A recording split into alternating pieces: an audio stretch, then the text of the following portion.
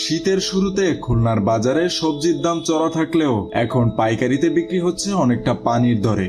আর এতে বিপাকে পড়েছেন কৃষকেরা। উৎপাদিত সবজির দাম কম হয়, পরিবহন খরচ ও শ্রমিকের মজুরি তুলতে হিমশিম খাচ্ছেন তারা। নগরীর সোনাডাঙ্গা পাইকারি কাঁচা বাজার ঘুরে দেখা যায় বিভিন্ন ধরনের পিকআপ বোঝাই করে টমেটো, ফুলকপি, বাঁধাকপি, লাউ, লাল শাক, কুমড়া সহ বিভিন্ন ধরনের সবজি নিয়ে আসছেন কৃষকরা। কিন্তু বাজারে সবজির দাম কম হয় হতাশায় ভুগছেন তারা। কষ্টার্জিত সবজিতে খরচের টাকা উঠছে না তাদের।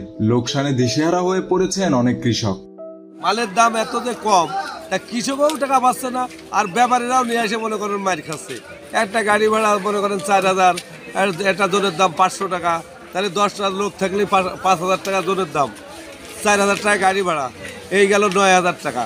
তারপরে মনে করেন খাজনা আছে, লেবার আছে, এক গাড়ি মাল লোড দিতে গেলে নিজে 20,000 টাকা খরচ। সেই 20,000 টাকা আমরা চালান উঠতে পারছি না, কীভাবে আমরা ব্যবসা বাণিজ্য করবো? কৃষকের জমিতে মূলা হয়েছে, তার 2 টাকা 3 টাকা কেজি বিক্রি করে আমাদের মানে এই যে গাড়ি ভাড়া টাকা হচ্ছে না আর কি। এই জোন খরচ গাড়ি ভাড়া টাকা টাকা হচ্ছে না, আর জমিতে খরচ করছে খরচ। এইভাবে তো মালের দাম হয়, আমরা ফসল ফলাতে পারি না। অনেক লস হয়ে যাচ্ছে। আমরা বহু বলছি দর্শনার্থীকে এসেছি, আমরা খুব লসের মধ্যে। আগামীতে আমার তো মনে হয় ফসল করা হবে। বৃহস্পতিবার খুলনা সোনাডাঙ্গা পাইকারি বাজারের আড়তে ফুলকপি 2 থেকে 5 টাকা কেজি, বাঁধাকপি 3 থেকে 4 টাকা কেজি, লাউ 5 টাকা পিস, গাজর 7 থেকে 8 টাকা কেজি, শিম 4 থেকে 5 টাকা কেজি, টমেটো 20 থেকে 25 টাকা কেজি, মূলা 4 টাকা কেজি, বেগুন 10 থেকে 15 টাকা কেজিতে বিক্রি করেছেন কৃষক বা উৎপাদক।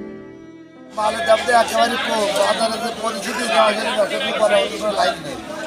ফুলকপি করে 5 টাকা 4 টাকা কেজি, বিট কপি 3 টাকা 2 টাকা কেজি, বেগুন 12 টাকা 15 টাকা কেজি। ফুলকপির দাম কম, অনেক টাকা লস হতে পারে। সেখানে দেখা গেল 10,000 টাকা হবে।